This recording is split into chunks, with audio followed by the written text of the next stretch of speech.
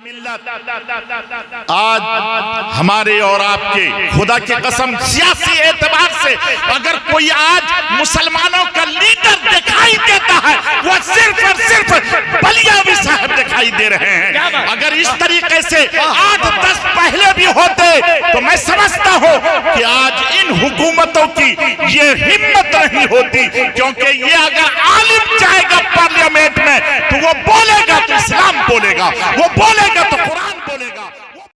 किसी पर किसी का जोर है न कोई किसी को सही रास्ता बता रहा है, बल्कि अगर पंचायत के लिए कोई जाता है तो यकीन जानिए कि जो मुखिया सरपंच है वो खुद घूस लेता है और लोगों का बयान है कि घूस लेकर वो एक तरफा फैसला करता है या उसको लटका देता है। या आप हजरात खुद भी देख रहे हैं। और अगर यकीन जानिए कि अगर आप ये चाहते हैं कि समाज से बुराई खत्म हो जाए और समाज में कोई भी बच्चा शराबी न रहे, जुआरी न रहे और जिनाकार न रहे, तो यकीन जानिए कि ये समाज उस वक्त तक सुधर नहीं सकता जब तक के, यकीन से कहता हूं मैं कि जब तक के आपके गांव में मुखिया कोई आलिम न बन जाए, सरपंच कोई आलिम न बन जाए, मेंबर कोई आलिम न बन जाए। आलिम जब बनेगा और तेरी रहबरी करेगा तो वो अपने गांव में किसी को शराब नहीं पीने देगा, किसी को जना नहीं करने देगा और किसी से रिश्वत न लेगा न लेने देगा। समाज को बेहतर बनाना चाहते हैं तो अपना लीडर आलिम को बनाइए, इंशाअल्लाह ताला समाज बेहतर हो जाएगा। आज गाज़िए मिल्लत आज हमारे और आपके खुदा की कसम सियासी एतबार से अगर कोई आज मुसलमानों का लीडर दिखाई देता है वो सिर्फ और सिर्फ बलियावी साहब दिखाई दे रहे हैं। अगर इस तरीके से 8-10 पहले भी होते तो मैं समझता हूं कि आज इन हुकूमतों की ये हिम्मत नहीं होती, क्योंकि ये अगर आलिम जाएगा पार्लियामेंट में तो वो बोलेगा तो इस्लाम बोलेगा, वो बोलेगा तो कुरान बोलेगा, वो बोलेगा तो हदीस बोलेगा।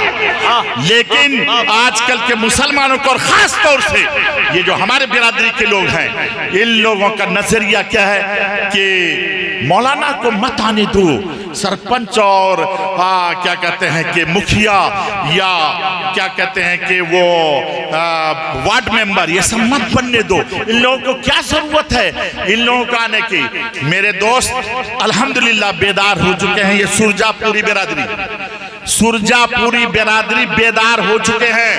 वहां आज कई गांव ऐसा है जहां मुखिया आलिम है, सरपंच आलिम है, मेंबर आलिम है और उस गांव में अब कोई शराबी दिखाई नहीं देता, जानी दिखाई नहीं देता। अब जाकर के देखिए पूरे इलाके में, मैं तो दारुल क़ज़ा में बैठता हूं, अपने इलाके का जो हालात है वो आते हैं और दिन ब दिन दारुल क़ज़ा में लोग आ ही रहे हैं, अल्हम्दुलिल्लाह आ रहे हैं। और वो लोग बताते हैं कि हमारे यहाँ का मुखिया हम लोगों को तबाह बर्बाद करके रख दिया। क्या हुआ? जाते हैं कोई फैसला कराने के लिए तो कहता है 15,000 लगेगा, 20,000 लगेगा, इसलिए हम यहाँ आए हुए हैं ताकि जरा सा आप खुला का मसला हल कर दीजिए, तलाक का मसला हल कर दीजिए, विरासत का मसला हल कर दीजिए। और इस तरीके से अब वहाँ रिश्वत लेकर इस एक तरफा फैसला किया जाता है। अगर आप ये चाहते हैं कि समाज बेहतर हो तो आप अपना कायद, अपना रहनुमा आलिम को बनाइए ताकि समाज बेहतर हो।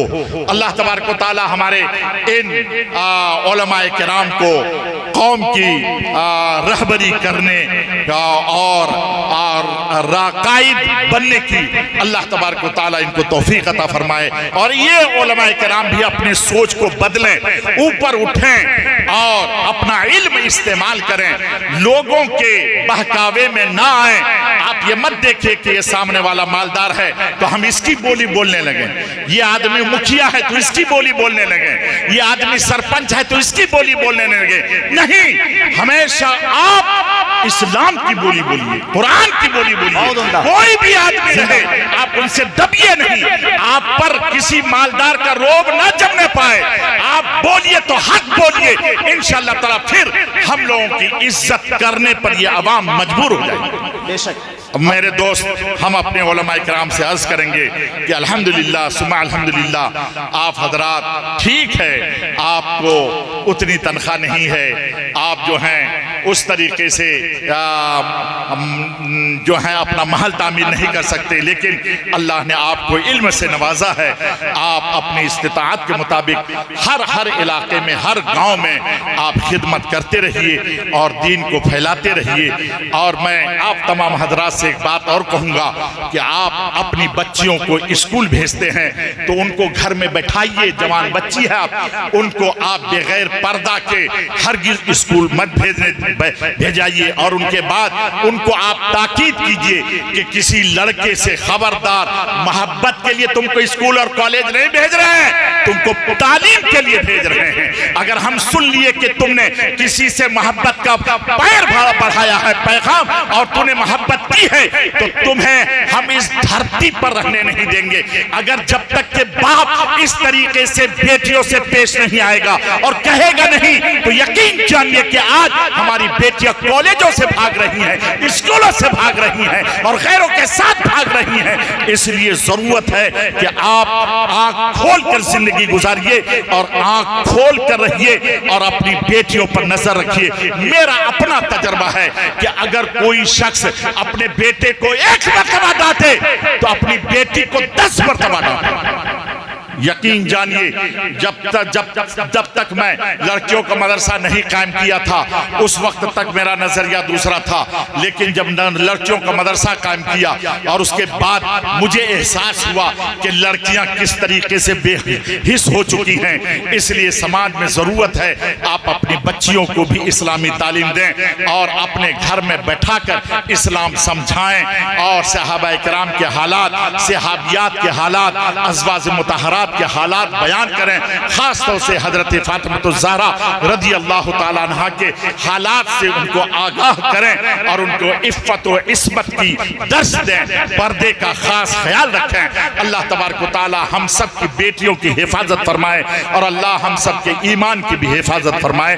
आमीन सुम्मा आमीन। अस्सलामु अलैकुम व रहमतुल्लाह। जो गुलाम रसूल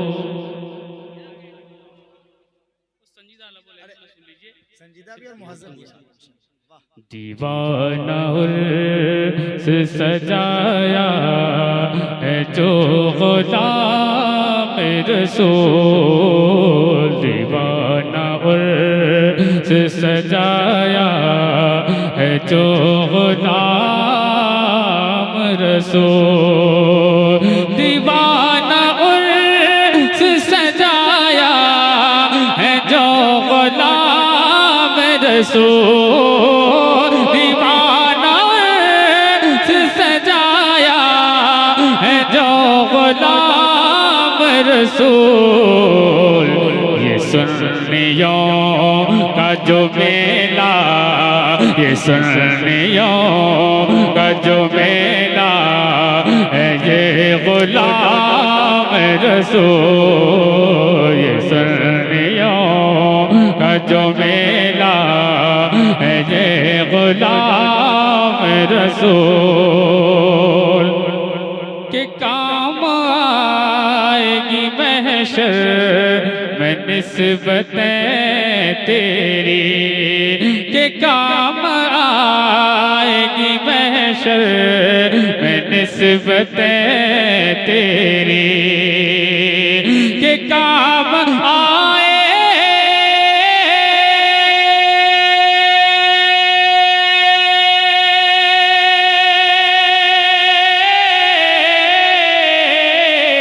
के काम आएगी महशर में निस्बतें तेरी।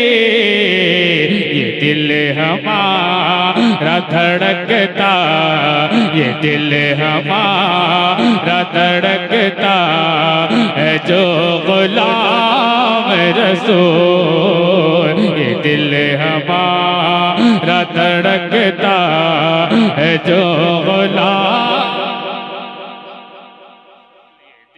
हमारा धड़कता है जो गुलाम रसूल, ये दिल हमारा धड़कता है जो गुलाम रसूल। आखिरी शेर मक्ते की शक्ल में उलमाए किराम मुलाजा फरमा ले।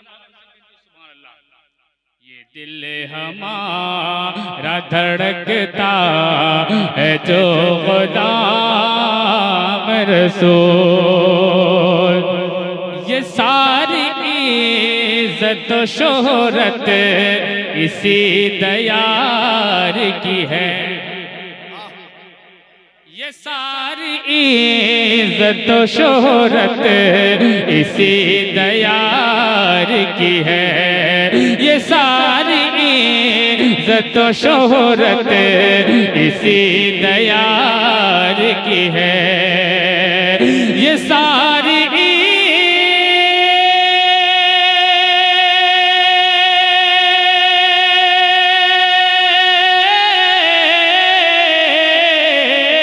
ये सारी इज्जत शोहरत तेरे दयार की है। ये सारी इज्जत शोहरत इसी दयार की है। दीवाना तेरा लुटाता, दीवाना तेरा लुटाता है जो गुलाम रसूल। दीवाना तेरा लुटाता गुलाम रसूल। बरेली वाला नजारा है जो गुलाम रसूल। बरगो समर साहिबान सीवान माइक पर तशरीफ लाएं। उसके बाद सिर्फ 2 शेर के लिए दानिश रजा हबीबी तैयार है।